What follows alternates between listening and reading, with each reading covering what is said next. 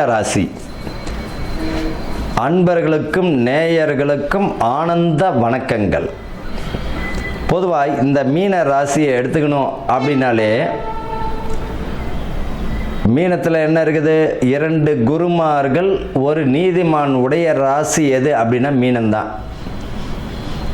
புரட்டாதி குரு பகவான், உத்திரட்டாதி சனீஸ்வர பகவான், ரேவதி புதன்.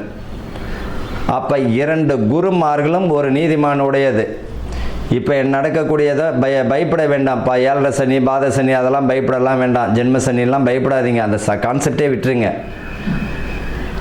மீன ராசிக்காரர்கள், உங்கள் ராசிக்கு 4ஆம் இடத்துல குரு வருகிறார். அங்கே துலாமையும் பார்ப்பார், தனுசையும் பார்ப்பார், கும்பத்தையும் பார்வை செய்கிறது மிக சிறப்பு தான். இவர்களை பொறுத்த வரைக்கும் இவர்களுடைய வேலையை செய்தாலே போதும். புதுசாக எந்த ஒரு தொழிலையும் தொடங்க வேண்டாம்.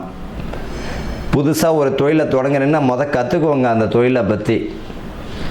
ஏற்கனவே தொழில் ஒரு வியாபார ஸ்தாபனமாக நடத்திருந்தா ஒரு அடிஷ்னலாக தொழிலை சேர்க்கலாம், தப்பு இல்லை.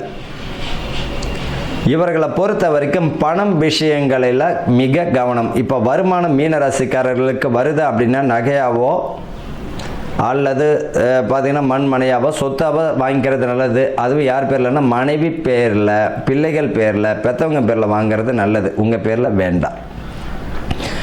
புதிய முயற்சிகள் இவர்களுக்கு மிக அற்புதமான வெற்றியை தந்துவிடும். வெளிநாட்டுக்கு போகணும்னு நினைக்கிறவங்களுக்கெல்லாம் தடங்கள் இருந்தவங்களெல்லாம் பார்த்திங்கன்னா எதிர்பார்த்த இலக்கை அடைந்து விடுவீர்.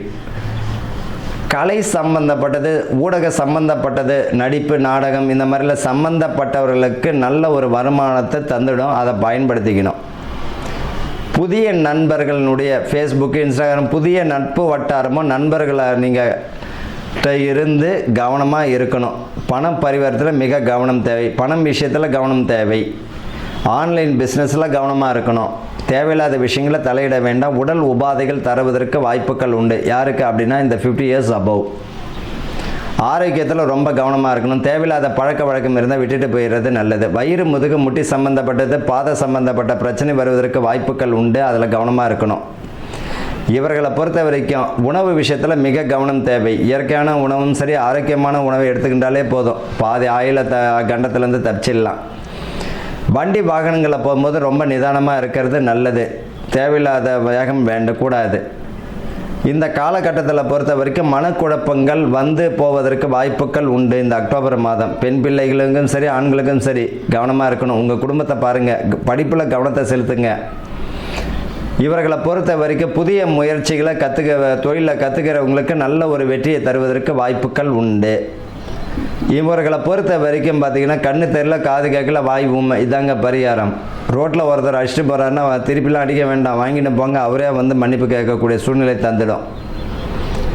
என்ன காரணம் அப்படின்னா எந்த அளவுக்கு நிதானமாகவும் கவனமாகவும் செயல்படுறீங்களோ அந்த அளவுக்கு முழு வெற்றியை தந்துவிடும்.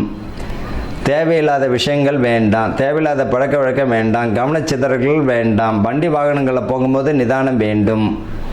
படிப்பில் ரொம்ப கவனத்தை செலுத்துங்க. உத்தியோகத்தில் கவனத்தை செலுத்துங்க. அரசு பிரமுகர்களுக்கும் அரசு ஊழியர்கள், அதிகாரிகள் கை ஊட்டல் இந்த மாதிரிலாம் வாங்கினீங்கன்னா முதல்ல பார்த்திங்கன்னா மாட்டியும் விட்டுருவார், காமிச்சும் விட்டுருவார், ஊருக்கே தெரியவும் படுத்திடுவார். அதாவது சூரியனை போன்ற பிரகாசம், நல்லது செஞ்சாலும் சூரியனை போன்ற பிரகாசமாகிடும், கெட்டது செஞ்சாலும் சூரியனை போன்ற பிரகாசமாகிடும். என்ன காரணம் அப்படின்னா இங்கே 2 குருமார்களும் ஒரு நீதிமான் உடையவர்கள். பார்த்திங்கன்னா உங்களை தான் அவர் மாட்டி விடுவார். ஆக மொத்தத்தில் கொஞ்சம் கவனமாக செயல்படுறது ரொம்ப நல்லது. வாழ்த்துக்கள். வாழ்க வளமுடன்.